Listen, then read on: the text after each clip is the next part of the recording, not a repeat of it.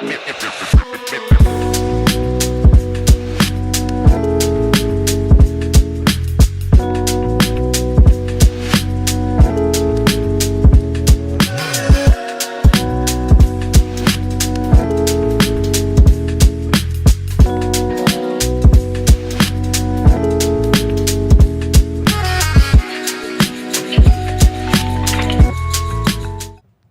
Chiefs go down. The Chiefs go down. What a way to start the NFL season. What a way to start hate week here in Colorado. 1 of 3 completed. Yep. Chiefs lose. Tomorrow the Buffs need to take care of business. And then the Broncos need to take care of business on Sunday against the Raiders. How does it feel starting the season with the half-game lead on the Chiefs? This is a great way to start. I mean, we're ahead in the division right now, I would say. So I think we called it, me and Hank. I think we were on it. I won't say who all gave their predictions, but I'll just say me and Hank were on it. Felt so obvious. No, you can blast it felt me. right. You can blast me. I think we even said, like, yesterday with Alexis, we said, like, by 1 point. The Lions are going to win by 1 point. Yeah, she did. Hey, look, we're on point on the podcast. If you're not tuning in to get your news, man, I don't know where you're going because you're not getting the right news. Yeah, hopefully you didn't listen to me. But 4-1 on the show, and I was the only one holding us back. It's awful when you pick an AFC West team to win and they lose, and you guys let me hear it, as you should. Yeah, I bet you are feeling awful. I'm okay. I said I was happy if that happened. Now you guys Were you happy? Now of course I was. Okay. Look at the division standings right now. Chiefs 0-1. Hank, I'm sorry for your loss. I don't know. People on Twitter seem to think that those are your Chiefs. Yeah, they're thinking that's your team now. Yeah. Absolutely not. I don't We're know. gonna dive into that game because there were some fascinating things with that game. But let's talk about this Denver Broncos game first.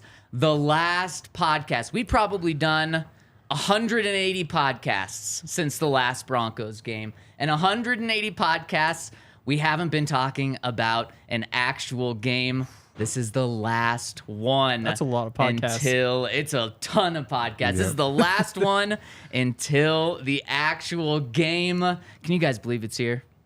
I'm ready for the season, man. I think the offseason's tough. All you have is really baseball to watch. Yeah. I think football, everybody's ready for it. College football is back. Now the pros are getting into the swing of things. So it's my favorite time of year, man. So I'm ready for the Broncos to get rolling. Start off with a win, man. We got to start with a big victory.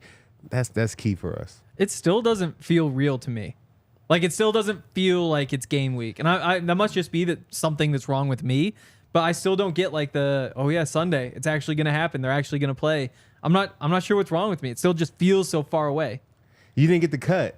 I think, like there's certain things that teach, like when I was playing, I always knew you got a cut on Friday, you got a massage Friday night, and that was leading up to the game. Like when your schedule's thrown off, I think that's what it is. That's man. probably what it is. Yeah, if my haircut had worked out this morning, I would be feeling ready to go. I was saying it's been a rough couple of days, just so much writing, and I'm gonna plug it. I have like a big thing on Josie Jewell and Alex Singleton that's gonna be up hopefully tonight, maybe tomorrow morning, but definitely look at that because I was up until like 3 last night writing, and so I'm a bit of a mess, but it's going to be good, so make sure you're on the lookout. You are a mess. You're a mess after the Chiefs lost last night. You didn't get any sleep. You missed your haircut. But I mentioned, speaking of looking at things, I mentioned Colorado, Nebraska. There's kind of been a rule around CU whenever they play Nebraska, and Dion, Coach Prime, has instituted that again. Do you guys know what that rule is? I have no clue. Henry? Oh, yeah. Well, he said no red in the locker room. Okay. But, and everybody's like, wow, look, he's really holding up the tradition. There used to just be never any red in the locker room. It wasn't like Nebraska week. It was just never, ever allowed. So but Shador has his like shoe deals and gets all these red like Air Force, whatever. Like, it is what it is. So, but that's kind of the rule around Nebraska week, right? With hate week, no red. Todd, what color are your pants? Black. Henry, what color is your sweatshirt? Black And gray. silver. Silver shiny. What the hell, guys? What the hell? No, this is Raiders week. Are you cheering for the Seahawks and all this stuff? I think they're kind of a rival now, too. I'm just saying no black here. No black? Yeah, no black on Raiders week. Glasses are also black, by the way. If you want what the heck? Yeah. Whose glasses are black? Yours? Oh, you mean my tortoise glasses? Ooh, okay. That's brown and a lighter brown. Yeah, here. Thank you very much. Looks black from here. Oh well, it's not. Hey, I was coming black whether I could change it or not. So Yes, exactly. I don't think I could have changed that one. But the pants, man, I black's my favorite color. Can't say that this week, Todd. You But- can't say that. It's outside of take football. black, yeah. I've said how much I've hated the Raiders. I think every single people show, know. everybody knows It's that. not like Zach and the Chiefs. And I got the blue on. I came with the blue, the Bronco Yep. blue. So you know What true. I'm saying? Yep. I'm ready to rock, Yeah, baby. see, I got the Bronco blue too. Hank, where you at? Henry's the This only. is Oh all my gosh, navy, wow. navy. Orange? That looks black, Henry, on your shoes. No, it is not. It is definitely not. How about no black on Sunday for you, Henry? Not Since gonna it's Todd's happen. favorite color. Not gonna Not happen. gonna- I feel like Oh it's just- my it just- God. it's You're the going most to the important color. stadium. Yeah, but I'm not. Wow, Henry's going to the stadium wearing black. Can't believe this. I cannot believe this. Wow. I'm gonna take an outfit pic of you. Do your thing. Okay, so let's dive into this game. We broke down 8 different keys to the game yesterday. We did. But how is this game going to unfold? Not what the keys are, not what needs to happen, but how is it going to unfold here? I think it's going to start off with the offense coming out, firing on all cylinders. They're going to look good the first quarter, and I think the Raiders are going to need time to adjust. So I think I definitely see the Broncos going down and scoring within the first quarter, and then the Raiders kind of adjusting, and then maybe holding us out of points that second quarter, and then we come back in the third to gain some more. Damn. But I do think the Broncos will start off on a hot streak, on a hot start, and be able to have the running game going, the passing game, play action pass working, and some new plays. That first 15, Sean's first 15 is legendary, man. So I think he'll come with it. And that's why, I mean, you shocked me by saying the Broncos are going to start off hot on offense because you got to go back to Peyton Manning's days to when you can confidently say the Broncos are going to start hot on offense. And the key is Sean Payton's 15 plays. Yep. Yeah, because, he may come with some plays. His 15 plays are going to be so unique to every team. He's putting new things in every week depending on who they're playing. So there might be, things we've never seen from Sean, we've never seen from the Broncos that are specifically tailored for this Raiders defense. So that's what I'm most happy about and most excited about, and I think he's going to put together a great game plan for them. And what's so exciting to me is that defense just gives you a blank canvas. Like you've got Max Crosby out there. Anything else you want to do should work. Like if you want to go into this game and run the football, you should be able to do that. If you want to throw it deep, you should do that. You want to get that quick game going, which is where I think they're probably going to start.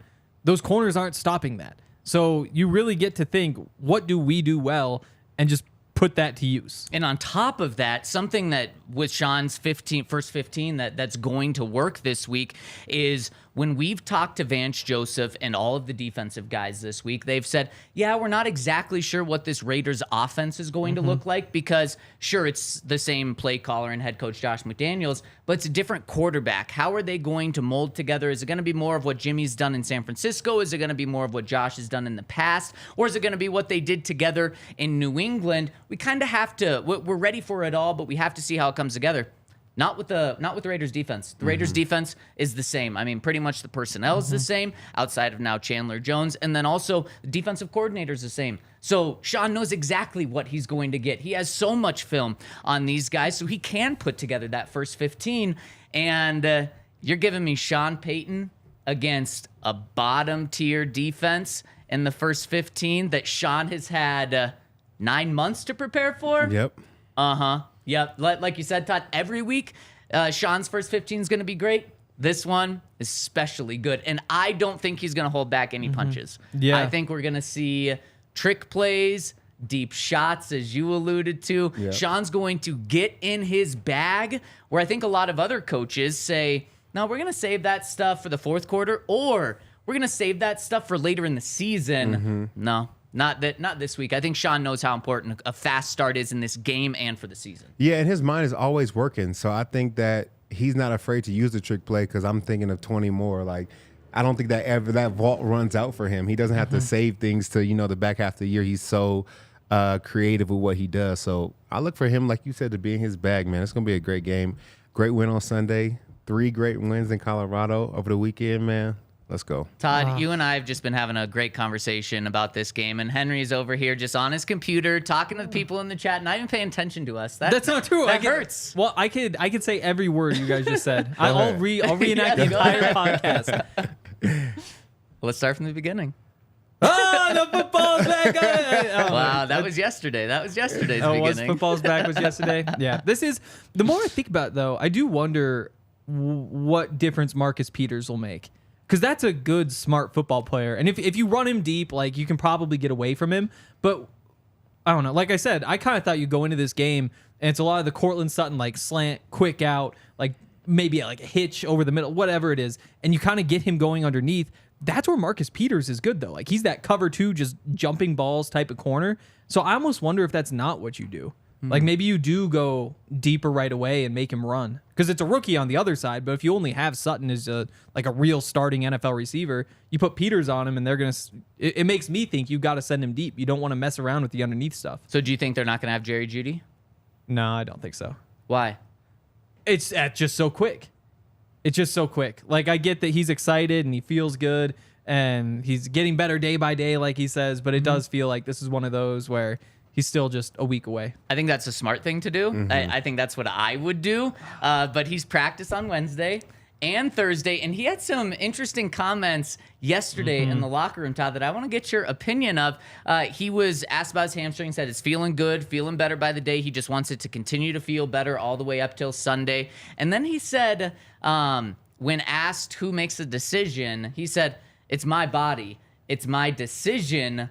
I don't disagree with that, but I feel like typically throughout the years when I've been covering this team, the coaches are like, yeah, it's up to the medical staff. If he feels good, he's going to go. Are there some battles between players, coaches, players, medical staff when it comes to injuries like this, where it's not like a broken bone and you feel, you know it's healthy, where it's more of a hamstring? Yeah, all the time. And I think guys, when you have that hunger and that dog mentality, you're going to want to play. And I think Jerry is one of those guys. But there's often times that sometimes either the training staff or a coach has to, like, save a player from his own self. Like, although you may feel good right now, we need you for 16 weeks after this. So this may not be the week for you because we need you for the long haul. So I hope that he is being smart about his injury. If he's healthy, I want to see him out there. But at the same time, I don't want him to injure himself any further. Yeah. I mean... It's up to him to either say, like, yeah, my hamstring feels good, or it doesn't feel good, you know? And the doctor can't say, actually, no, it doesn't feel good, or actually, no, it does feel good. So I do think it does kind of come back to Jerry and just, like, it's him saying what it feels like, you know? And I'd have to imagine at this point the doctors have already cleared him for him to be on the field on Wednesday and on Thursday. How important is he for this game specifically? Is he the difference in a win and a loss? I think he can be, because we talked about their defense. There's not the strong suit of this Raiders team, so having him out there as another weapon when you're kind of limited for weapons right now, it's very important. And he's one of the best players on that offense. I think anytime you're losing one of your top players, you're not going to perform the same. So him being out there is just going to be a completely different offense than without him. I think they're going to be missing him if he's not there. You know, he'll be making some big plays if he is. And, you know, I mentioned Marcus Peters, not a dominant player like he was earlier in his career, but, you know, a good, smart veteran who can make a play or two. Do you know who the starting corner on the other side of the field is? A rookie. Better than I thought you would do. Jacorian Bennett, the 4th rounder out of Maryland. It's his first game. If you have a receiver lined up from him, because Peters has to pay attention to one of these two, you have to love that matchup. And I am I allowed to give my prediction? I don't think he's the difference between winning and losing, but I do think that if the Broncos lose and Jerry's not there, I'm going to say I think they would have won with Jerry out there. So then he kind of is the difference between winning and losing. Only if they lose. I don't think. I think they're going to win. So I think with Jerry, why he's so important in this game. This is all about the resurrection of Russ, him coming back from last season. He needs all the weapons at his disposal in order to do that, and Jerry is the most dynamic threat. Maybe not the best receiver right now, although I think he is, but some people might take that argument for Courtland Sutton, but I think he's the biggest threat, and this team needs deep shots and deep plays, and we've seen Jerry in the past take a 5-yard slant and take it 90 yards for a touchdown after that, so I think having him is going to be so key. Saying that, if he's 50-50, I'm holding him back because Jerry Jeudy risking it for this game, it isn't worth it to me. But the Broncos, another part that we're not talking about yet is the run game.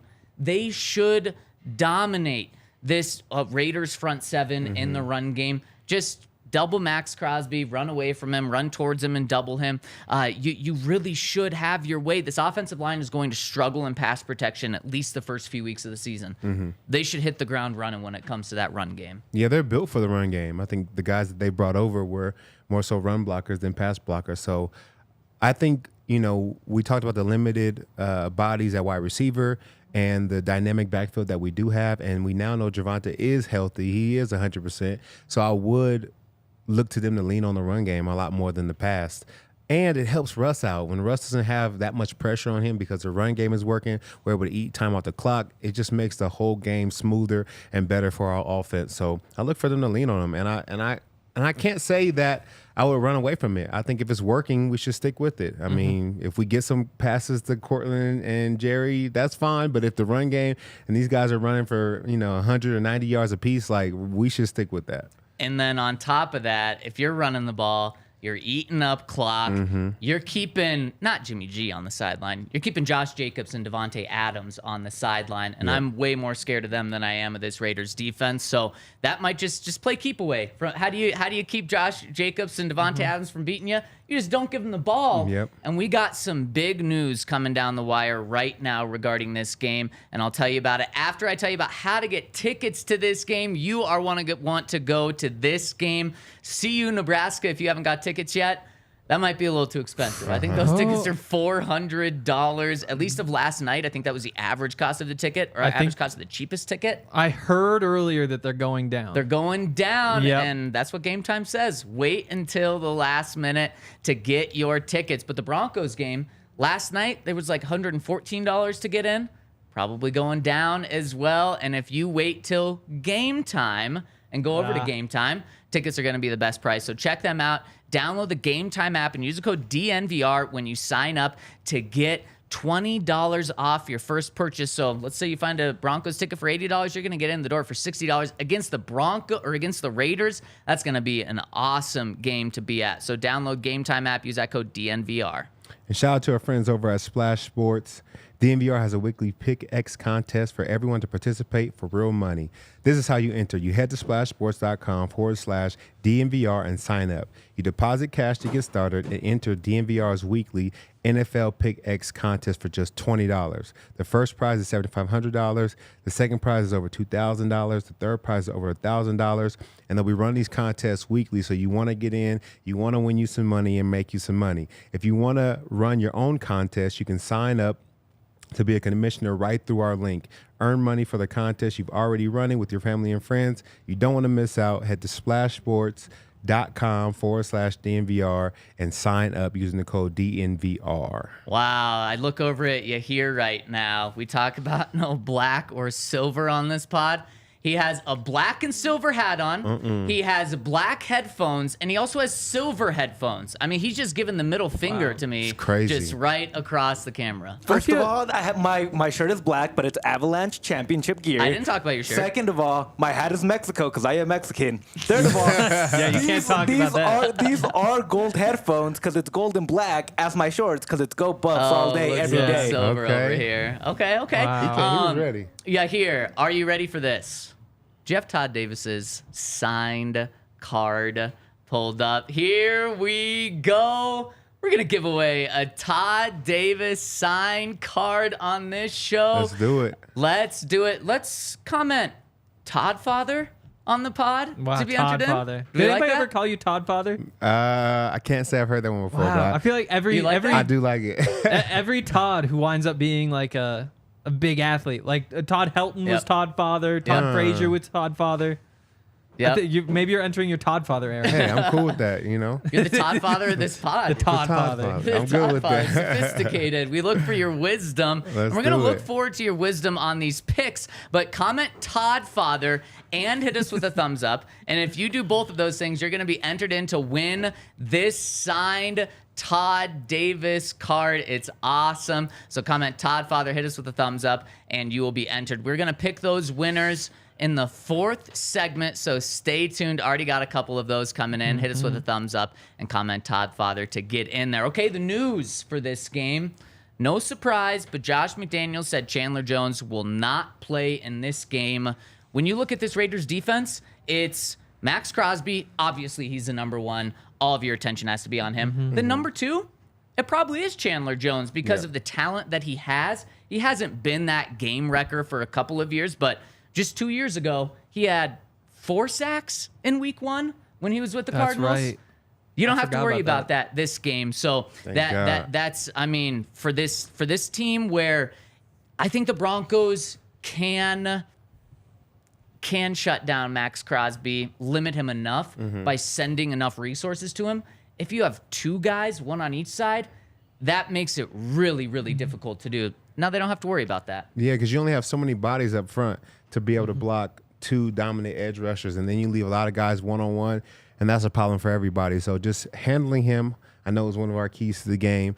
Now we can double team, triple team, and we can put all the bodies we need, because I think the O-line feels pretty confident about going one-on-one with everybody else across the front 4. So, yeah, stop Max Crosby. No Chandler Jones. Marcus Peters. I think he's been a good corner, but I think he's very beatable. He takes a lot of chances. He guesses a lot. So if you give him some routes that aren't what he's expecting, you're going to be wide open and you can make big plays. So I don't necessarily fear him on the defense either. So really, Max Crosby is the only person we have to worry about. Yeah, and it seems like Tyree Wilson is probably going to step in a Chandler Jones role, the first rounder from Texas Tech. It's a rookie in his first game. I'm not too worried.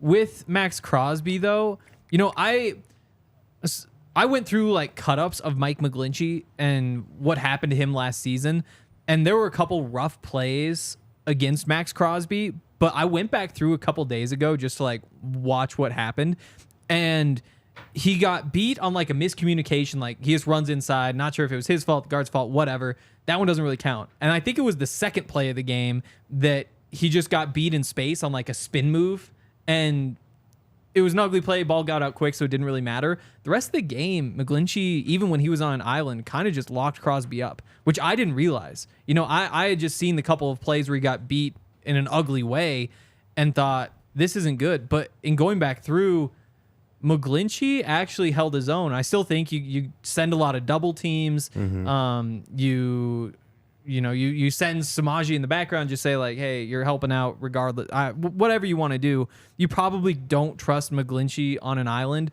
just because you don't have to allocate your resources anywhere else. But I do kind of think he could hold up. No. You don't think he could? Nope. Really? And have you watched training camp? Have you watched every snap of when he played him last year? Max Crosby Nick Bonito against Mike McGlinchey, Jonathan Cooper, Frank Clark. Max Crosby's way better than all of these guys. And another thing, you said there was a miscommunication. How long has that 49ers offensive line pretty much been the same offensive line for a long time? I have no idea. This is a brand new offensive line, 2 new pieces in this offensive line. There's probably going to be miscommunications, and you know who's going to take advantage of those miscommunications? It's Max Crosby. It's not anyone else on that Raiders front 7. So that's why, even if you think that McGlinchey can do a pretty good job, you still have a running back there. So if there's a miscommunication, even if it's not on Mike McGlinchey, that a running back's there to chip him. You have Manhurts there to help. And no, I'm not letting Max Crosby win this game because I think that Mike McGlinchey can hold his own. I'm not doing that. And that's smart. Like, I don't think you actually do let him go one-on-one with him. But if you're Mike McGlinchey, you say, I've got tape. Like, that would have been an A game grade for what he did lining up one-on-one with Max Crosby, which is ridiculous. And I don't know. Even on a touchdown run, like, he just pancakes him. Like, he manhandled Crosby, and you still probably don't trust it just because there's no reason to. But I do. I'm a little bit hyped about McGlinchey at the moment. I think I trust him to do a good job, but I do want help over there. I'm not going to leave him on an island all game. But the one thing I am nervous about that I want the Broncos to have prepared for is when you have one dominant pass rusher, defensive coordinators find different ways to get them different matchups. So first and second down, he's definitely going to be on the edge. But third down, he may be one-on-one with Powers. He may be one-on-one with Cushenberry. Like, they're going to move him around because he's the only player they have. So I hope that the Broncos are ready throughout the entire offensive line, because it may be a situation where, they may go 5-on-5, big on big. Everybody has a man, and you have Max Crosby lined up over the center, and you can't chip from there. So then, Cushenberry has to find a way to win. So I hope everybody's prepared that they're going to move him around. They're going to find ways to get favorable matchups for him, because he is their bread and butter right now. Todd, that reminds me so much of Aiden Hutchinson last night. I mean, what a game wrecker he was. And I don't even know if he sacked Mahomes, but every single play, Aiden Hutchinson was destroying the Chiefs' offensive line. And first and second down, he was lining up outside. Yep. We saw the continual false starts that the Chiefs were doing that wasn't going to be called. And they had to do that because of how good Hutchinson was. And then on third down, they line him up inside, and then he would just slide right by a guard and get in there into Mahomes' face. And you're absolutely right. That's something that the Broncos are going to have to be aware of. And I think that the way this game is going to boil down, it's kind of how I've been viewing it all week. And I think the Broncos are viewing it this way. The Broncos have to beat three guys, contain three guys. Max Crosby on the defensive side, Davante Adams, and Josh Jacobs. Yep. If they do that, they're not losing this game. And just contain. You don't have to shut these guys down. They're all superstars at their own position. When they play the Broncos. Well, that's for sure. But also, Josh Jacobs led the NFL in rushing last year. Yeah, he did. But like Max Crosby, I was going through these numbers. If he were to play the Broncos every game, just his career average, he would set the single season sack record. If he had his career average for games against teams other than the Broncos, he would have a 7.5 sack season. Yeah. Like against the Broncos, unstoppable, unbelievable. Against the rest of the league, solid. But Davante Adams is a top 3 receiver, if not the number 1 receiver in the NFL. So I still think Max Crosby is an elite pass rusher, and these other two guys are super elite. But when you talk to Vance Joseph, he says, the number one thing is stopping their best guys. And when he's referring to their best guys, he's talking about those two guys, and then the rest will take care of itself. So I think this game plan's very simple. On offense, Max Crosby, then you're fine. On defense, and it's a lot easier said than done, slow down Josh Jacobs. And I really think they're going to say 7 guys to stop Josh Jacobs, 1 guy on the tight end, 1 guy on Jacoby Myers, and then 2 guys on Davante Adams. There's a game plan. And that's it. That's what we talked about. And I think that it's if somebody else steps up and make a play, I think we live with that. As long as it's not those two constantly killing us, then we'll find a way to win the game. But we're just gonna take the ball out of their hands. We're not even gonna let them be an option for this game. And get those safeties on the field. I think this is a big week for getting all 3 safeties out there. As against that 12 personnel, you've got 2 tight ends out there who are much better receivers than they are blockers. If you're loading the box, you've got 8 in the box, and you've got 2 of them are Caden Stearns and Kareem Jackson, and they can kind of handle the coverage aspect, so you don't feel like you're like it's almost like cheating out of that big box just because you have that speed right there. So I would love to see that as well. Also, with Josh Jacobs, Justin overhead. Yeah, Justin overhead. You got Davante and Pat together, and this is where K'Wan Williams would be so crucial for them, because he can stop the run and he can cover. He's a big body. That would be perfect. So what's more likely to happen? Which one is more likely to be stopped? Max Crosby, Josh Jacobs, or Davante Adams? Davante.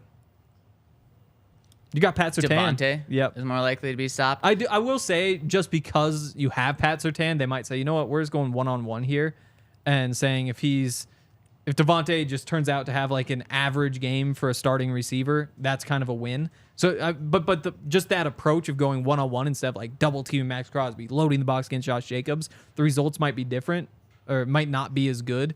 But I do think that that's the easy answer. Just like you have Pat Surtain, you put him on Davante, you might just win that matchup. I think you gotta give him help with Justin Simmons, and that's what I would like to see happen. It's hard for me to say that just after the 2 games that Davante had last year, but according to Vegas, it's Josh Jacobs easily. And I'm not talking about the Las Vegas Raiders. Bet365, guess what Josh Jacobs' rushing yards are over under for this week's game? It blows my mind, because we've talked about how in the 7 games, Josh Jacobs averages over 100 rushing yards per game against Broncos. Last year, he had like 167.5 yards from scrimmage in both games. What would you guess his over-under yards are? Now that you said it's something crazy, it blows your mind. I'm going to guess low. 42. Okay. I'll go 79. 70.5. 70, wow. Bet365 saying that the Broncos are going to hold him. If that's the case, Broncos are going to run away with this game. Oh, yeah. Run away. If that's even close to that, it's not going to be a close game. He had 143 yards in wins last year. He had 71 in losses. It's So they're simple. saying they're going to lose. Bet365. It's simple, yeah. They think they're going to lose. I like it. All right, let's get into our game picks. But first, let's get into some games around the AFC West. Only one other game in the AFC West this week since the Broncos are playing the Raiders. The Dolphins are going into Los Angeles. But let's start with last night's game. 1 point loss for the Chiefs. What was your biggest takeaway from that game? We need Travis Kelce to stay on the sideline throughout the year, and we need Tony to be the number one target when we play them. Oh my goodness, what a miserable game for him. Oh, man, that's Especially tough. he spent all off season talking crap to Giants fans because that's the team he was on. He was telling them how he was going to go off this year. And boy, did he have the opportunity to be that number one receiver, to go off, especially without Travis Kelce there. And he was the reason they lost the game. The sole reason, 100% of the reason. He doesn't drop one of those 3 or 4 balls, they probably win. Yeah. He doesn't drop the one that turned into a pick six, they definitely win. But Henry, you're right. I mean, it wasn't just him. It was everybody. I mean, Sky Moore, a couple of balls went through his hand. Would have been tough catches, but he wasn't able to come down with those. Their second-round rookie had 1 or 2 drops as well. And boy, did that offense. I don't think Mahomes necessarily missed Kelce. That offense missed Kelce. Yeah, that was the thing, is that whole offense was just terrible outside Patrick Mahomes. Yeah. But because it's football, if you have a quarterback who plays like that, they were right in it the entire time. They were. But I feel like I can remember every decent play that a receiver made. Or even like I remember Jerick McKinnon, he had like a nice catch, I think on like a 3rd down, like over his head, like coming straight up the middle. And you're just like, hey, that was a nice play that somebody made from Mahomes. Or there was the broken tackle from the tight end, Noah Gray. Noah Gray. Yeah. Yeah, that was where a he nice breaks, one. and you're just like, oh, that was a good play. But I feel like that's just about it from anybody who wasn't Mahomes on that offense. And it's probably, as soon as Travis Kelce gets back, then everything opens up and it'll probably just look different. But it was nice to see that. If you have Travis Kelce as a fantasy tight end, last night told you he is going to eat this year. And that just is a little hint at what the Broncos have to do. Double Kelce. I don't care. If you're using Pat Surtain and Justin Simmons, go for it when they play them. Because if Kadarius Toney's going to beat you, okay, good for him. I don't trust any of their guys to beat you. And then how about on the other side? You think they wish they would have paid Chris Jones when they needed a couple of big stops and they needed their defensive line to step up, and you just looked across their defensive line and it's just like small guys, and they were getting bullied by that Lions offensive line. I mean, so much credit to the Lions, so much credit to their offensive line, but Chris Jones sitting up in that suite would have been pretty sweet for them to have him on the field. Yeah, I know. They probably wish they had paid him, but I think in their minds, they only gave up 14 points. Exactly. On defense. They weren't bad. So they're probably like, we'll get these guys figured out. You know, we'll find a way. Because 14 points, I mean, if you hold people to 14 points, you should win 99% of those games. So I think in their minds, I don't know if they're missing him, but, you know, we have to see him. He's coming back week 8 no matter what, right? Yep. So, dang. Well, he won't be there week 6 if he continues this holdout. Okay, perfect. So Broncos may not have to see him. Okay, let's jump into this. Well, let's see the standings of our picks. Yep, it's I gotta face the music. Whoa! Wait, what? That is not what I told him. That's not what I told him. I said really? me, Owen. Yeah, pull up the Slack. You hear? You said I'm 1-0 just because I said that I wanted the Lions. I said I'm 0-1. So yes, I'm 0-1. Everyone else is 1-0. But I'm curious. What? Am I going to be able to pick up some ground this week? I'm curious where you guys are going. I think I have an idea where you're going with the Broncos Raiders game. I have no idea where you're going with Dolphins, Chargers. This might be just one of the best pure games, entertainment, how close it's going to be, games of the entire weekend. Dolphins going into Los Angeles to play the Chargers. Todd, how do you see this one unfolding? I'm going to have to go with the AFC West on this one. I think the Chargers are going to find a way to win. They've been a pretty solid team over the last couple of years. They don't have a lot of problems at quarterback. There's not really this big question mark around their quarterback's health and how he's going to play. I think he's a pretty good quarterback. Austin Eckler is going to have, I think, a solid game and be healthy. Their defense has been pretty good so far in the last couple of years, I guess I could say. And so I say that the Chargers, they're not going to charge this Sunday. Yeah. But I think they'll get a win. You don't want to learn from my mistake, picking the AFC West team, and then they lose, and everyone hates you, and Todd Davis is coming after you on Twitter, so it's Henry, so it's Alexis. No, I have to go with the Chargers, man. I think they're gonna win. Yeah, I go with the Chargers too. To me, I see the Dolphins as like they have one thing that they're really, really, really good at. And if you're a team in the bottom half of the league, you probably just can't stop Tyreek Hill and Jalen Waddle. Like you probably just can't. Like those guys will make a couple plays and that's probably enough. Against the Chargers though, like I just think they have so much juice on offense that you give up a couple of big plays, you'll be able to get those right back. And I think just top to bottom, the Chargers roster is better. They get Rashawn Slater back, which I've said a few times, I think, on this podcast, but that's one of the best left tackles in the league. And not having him all of last season and bringing him back, especially when you have a running back who you want to get outside the tackles, I think that's going to be huge for him too. So I think that it's the depth of the Chargers that makes it so tough to pick against them. Well, we talk about the Chargers charging, right? All the time. Yep. And there's kind of a few different layers to the Chargers charging. You can start in the postseason by blowing a 21-point lead. But really the first thing that happens with the Chargers charging is injuries. Is just like their top guys get injured some fluke way, or by week 3, they're without like 3 of their 4 best players. Yep. Right now, they haven't chargered yet. Yes. Maybe that'll happen in the middle of week 1. But right now, this Chargers team is healthy. And you mentioned Rashawn Slater. Derwin James is a big one, and I think he's going to be huge at trying to contain Tyreek Hill and Jalen Waddle. And I hate that all 3 of us are doing this, but we are all choosing the Chargers to win this game. Hope it's not true. And I'm curious to see what teams start smelling that blood in the water with the Chiefs losing. Is it Broncos that step up and try to take that little lead in the division and try to not look back? Is it the Chargers? Do they find that next gear? But I'm going the Chargers as well. And Ryan is not going with the Chargers. He is going with the Lions. And so is not the Lions, the Dolphins. And so is Alexis. So a little split here. It's all right. RK went with the Chargers. RK did not go with the Chargers. That's what it's on the line. No. Well, I have his text, so maybe I sent that You're trying incorrectly. to get him an L? You're trying to you. get him an L in the match? Yeah. He's never going to pick the Chargers. Yeah, he is. I thought it was weird. Let me see. Let me just confirm. He sent it in our group chat with Hank. So, he did pick the Dolphins. I'm sorry about that. So he went Dolphins, and so did Alexis. I think this is going to be such a fun game, though. I mean, you're talking about the 3rd quarterback picked in the draft and the 5th quarterback picked in the same draft. 2 guys that are super talented. And unfortunately, a lot of guys are picking Herbert to win MVP this year. Maybe there's going to be too much hype around him. I think there's a lot of hype. I think he's a good quarterback. I don't know. I don't know about him winning MVP, but I do think he's a good quarterback and good enough to win Sunday's matchup. So I'm gonna go with it. And I can't pick Vic Fangio to go in here and win.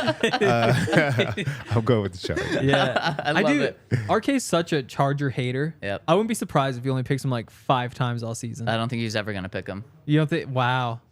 We're gonna have to monitor that without him knowing. Because I think he knows that I'm scared of Justin Herbert because I think he's a really good quarterback. I think he's going to learn that Todd also respects Justin Herbert, maybe. And so I think he's just going to intentionally go the opposite way. And let's dive into our Broncos picks after I tell you about our friends over at Bet365, and they are celebrating the start of the NFL by their Bet365 promo. If you bet $1, you're going to get $365 in bonus bets when you sign up and deposit $10 into Bet365. Bet $1 and you're going to get $365 in bonus bets. No better way to start off the NFL season. And to start tomorrow, Sunday. I mean, it's just a full slate of college and NFL games. So head over to the Bet365 app. Use the code DNVR365 in order to get this offer. That's DNVR365. Get $365 in bonus bets over at Bet365. Must be 21 and older, physically located in Colorado. Please gamble responsibly. If you or someone you know has a gambling problem and wants help, call or text 1-800-GAMBLER. I'm pretty sure right now it's plus 277 for the Dolphins to win and the Broncos to win. And the Broncos would be all alone in first place in the AFC West. Plus 277. That might be worth a bet. Ooh, I like that. It's probably, again, I don't think the Dolphins are going to win, but it'd be fun. I mean, it's a 2.5-point spread. So, it's True. pretty much a coin flip. Yeah, it's pretty close.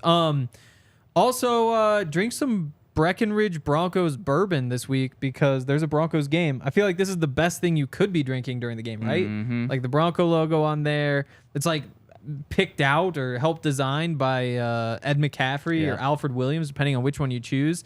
This should be the go-to drink Sunday when you're watching the Broncos play. Unfortunately, I won't be drinking it because I'll be in the press box, which I just realized that's maybe there'll be like one shot at the tailgate. Yeah. One shot at the tailgate seems fair. I think that's fair. And this reminds me of like what the players in the 80s would have been drinking before the game. Yeah. Like, you know they would have had some good bourbon. Yeah, so definitely go pick up some Breckenridge bourbon or really anything else from Breckenridge Distillery too, because there's great stuff. There's products all over the country. You can look on their website, get stuff delivered, figure out where you can go buy all that sort of stuff. It's in all 50 states. Go to BreckenridgeDistillery.com. Did you guys see Marshawn Lynch talking to Peyton Manning, one of Peyton's places, talking about the shots before the game? Yeah. And Peyton asked him what his pregame rituals were, and Marshawn's like, 1 to 1.5 shots. Peyton's like, shots of what? He's like, Hennessy, what are you talking about? I tried that. I tried it one game. Did you have a ton of tackles or none? You know, I think I messed myself up. So, like, real life, I'll tell you. I was warming up for the game, and I took a shot before warm up. And I'm feeling good. I'm feeling great. Like, I'm ready to go. My body's loose. I'm like, this is it. Like, I'm ready to play. So, I don't know why, but for some reason, I was like, well, if I feel this good off of one, why don't I take one more? Like, so I took a second one right before the game started, and I probably had the worst game of my career. Like, hands down. I should have stuck to one shot and been done. Did you ever try just the one? No, I was so traumatized from that game. I was like, I'll never do this again. Never. Is that a big thing? You think a decent amount of guys maybe did do it? I don't know. I kind of did that one off in the corner by myself. So I don't know who else was trying it. As Peyton said, there's not a bar in the locker room. No, or I anything? wish. Wow. I could see that though, just taking a little edge off. It relaxes you a little bit. Yeah, I just was too relaxed. Man, isn't that is the problem with drinking? Sometimes you're like, why not one more? Yeah, one more. Yeah. I'm gonna feel great now. I'm gonna feel even better. Exactly. All right, let's actually hop into the comment section here. And before we do, remember, comment Todd Father, hit us with the thumbs up, and you're going to be entered to win a Todd Davis signed card. Let's see Todd Father's in the chat and hit us with those thumbs up. Let's get to some super chats right now. First one coming in from our friend the blind wordsman says, "How does it feel to be 0-1, Zach? Ha ha! Yep, it feels pretty shitty, so good. especially when you pick the Chiefs. Wow. And I expected, and I'm glad that you guys gave me all the shit. I deserve it. I just want to make it clear that this started for me when I picked the Chiefs in the Super Bowl and was right. Like I said, I don't want this to happen, but they will. You picked them even when they aren't gonna win. Henry, why do you always get the heat back on you? Like, it's not on you. It's You true. immediately- Here's the thing, though. I picked the Chiefs in the Super Bowl, too. But, Henry, you just go over the top. You're like, oh, it's so great watching Mahomes do this and that and Travis Kelce and this and that. I picked the Chiefs, too. Yet the way you present yourself, it just makes it seem like you're a Chiefs fan. Well, you say like, oh, every Chief is terrible. They're all bad, Exactly. but they're gonna win though. You need to learn from that. Just keep Okay. saying stuff like that. Exactly, Henry. Exactly. But yeah, it feels awful. He comes in again and says, also, any Chiefs fans in the comments, stop complaining about refs. You got all the calls. Y'all are babies. Yeah, let's just talk about that for a second. For the first 3 quarters of the game, I legitimately thought I was seeing the game wrong because I was like, maybe I'm just not seeing the ball snapped properly because the right tackle is Kept just jumping off sides. half a second early every single time. And I legitimately thought, because they didn't mention it on the broadcast either for like the first half. So how am I seeing this wrong? And then certainly enough, I wasn't seeing it wrong. He was just jumping, or he was just false starting every single play. Yeah, and they give offensive linemen that leverage. Like, I don't know why, but I think if you're moving before the ball is snapped, I think that's a false start. Like, Yeah. it should easily be called. And they need to keep the offensive players, they need to hold them accountable, man. They do some stuff too. It's not just us on defense. You got to check them boys out. Spoken like a true defensive player. Hey, man, I'm just my story. And then Yeah, the it's other thing with crazy. it is the right tackle. He's lining up way far back. Yeah. And that one, see, like, I kind of get the false start thing because, like, you look and you're like, I think you went early. I think you went early. But then, like, occasionally somebody has the replay and it's like, no, it was right when the ball started to move, he moved. There were also somewhere he was, like, blatantly late. But it's so close that you can see how if, like, you're the official there, you're like, I'm not confident enough to throw the flag. With the lining up thing, though, like, what's the rule? You have to be, your head has to be in front of the other guy's waist, in front of the center's waist. Like, that one, you can just look and see that that's clearly not happening. So I'm not sure. It was a rough night for whoever was in charge of that, like the line judge. Yeah, it was a really rough night. And again, shows how good Aiden Hutchinson is. And he was still destroying that game. He's a good player. That's going to be something we solid. have to absolutely remember when the Broncos play the Lions later this season. Okay, Alan comes in and says, Monday, we're the only undefeated team left in the AFC West. Wouldn't that be something? What'd I That'd say? be Allen. Okay, it kind of looks like Alan, although the picture very much looks like an alien. Speaking of aliens, What? make sure to tune in 45 minutes before Sunday's game Yeah. to find out how aliens in our pregame show could have anything to do with one another. It's going to be an awesome pregame show. Tune in at 1:40 on YouTube. So if you're listening on the podcast side of things, this is not going to be on the podcast apps. It's only going to be on YouTube. Subscribe to DNVR Sports. Tune in at 1:40 where Alexis, Todd, and some special guests are going to be bringing you right up till kickoff. It's going to be an awesome show. Yeah, you won't want to miss it, man. It's gonna be great. Me, Alexis, some other gentlemen you definitely want to see, some ex-Broncos. So check us out, man. It's gonna be great. Next one coming in from Jared says, hey guys, did I get that one right, you hear? Jared says, hey guys, watching live is usually hard for me and I will likely have to watch this later, but just wanted to stop in before Sunday and say how much I love the show. The addition of Todd Davis and his outspoken hatred for the Raiders makes me so happy. Oh yeah, I'm glad, man. I'm glad. We hate the Raiders over here.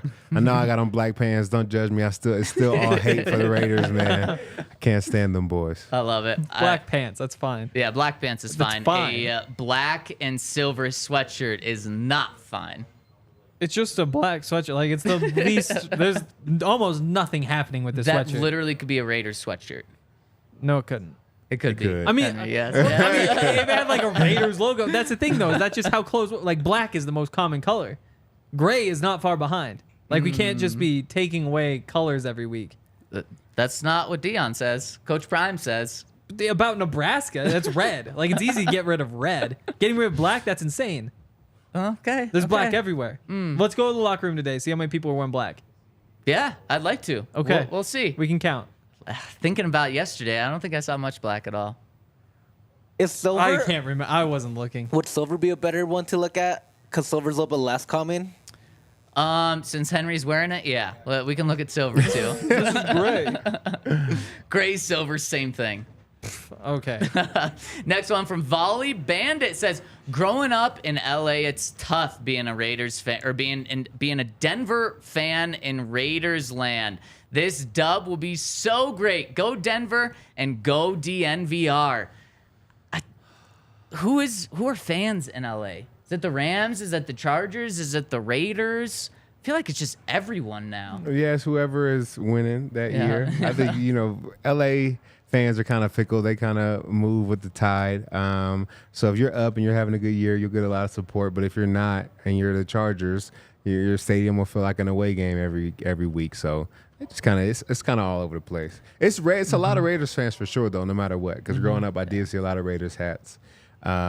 And maybe in the Bay, you see more like 49er stuff, but LA, there's definitely more Raiders fans. How weird was it, and maybe just like comical, was it to play the Chargers in a small soccer stadium with more Broncos fans than Raiders fans? I loved it. I mean, it was always tough for me because I had to buy like 25 tickets, and your family thinks those tickets are free. Like, no, you have to pay for every single one of those You tickets. get like 2 for free?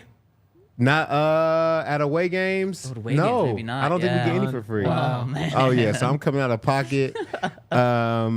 Yeah, so I definitely would have a lot of family in there, so it always felt like a home game for me. Yep. A lot of 51s out there. For sure. And last super chat coming in from Austin says, nothing I love more than watching the Chiefs lose. Happy Friday, boys. Let's go Broncos. I'm predicting 24-14 win for the Broncos. I love it. That would hit the under. I believe the over-under's 44 right now. I'd say 30-17. Is that what you're going with? That's what I'm feeling. 30-17. Wow, we're saving our picks for just the next segment, Henry. Oh. But I still like 30 I to thought 17. this was the end. No, you just want to hop into picks, and you know what? We can hop into picks right hop. now. Oh, okay, let's hop into After picks. I tell you about our friends I spoiled over mine. at Shady Rays. You're gonna need some Shady Rays to watch this Denver Broncos offense under Sean Payton. When you're out there at the game, make sure to wear those Shady Rays.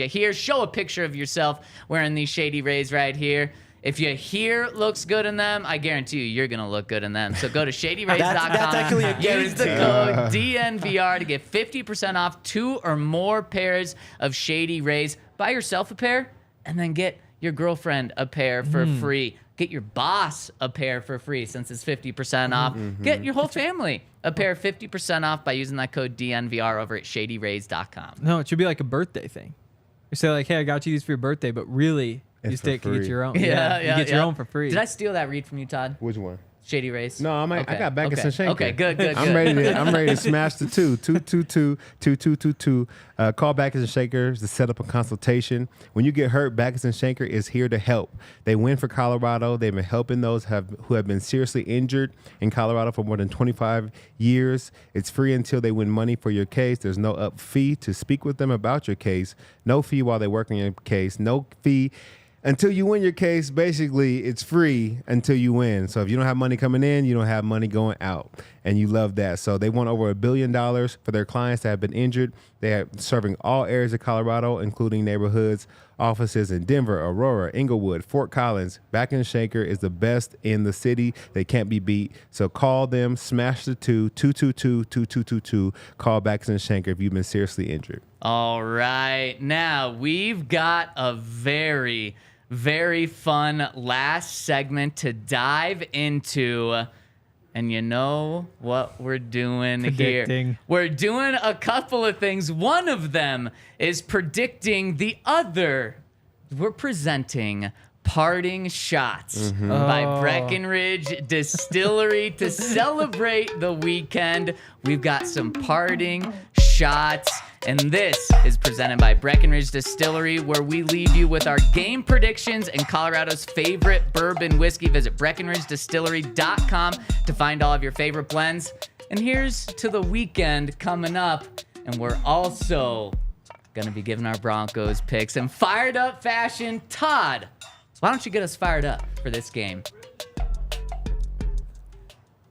You here? Why don't you have Todd get us fired up for this game? I got it. Hey, get this turned up, TD. Let's go get this turned up. Oh my God. But this feel fucking great. This feel fucking great right here, baby. Hey, we got to cross the line. It's time to whoop their ass. It's time to whoop their ass. Let's bring it to these boys now. Let's go, y'all. It's on us. Let's go to one. Let's go to one. Broncos on 3. 1, 2, 3. Broncos.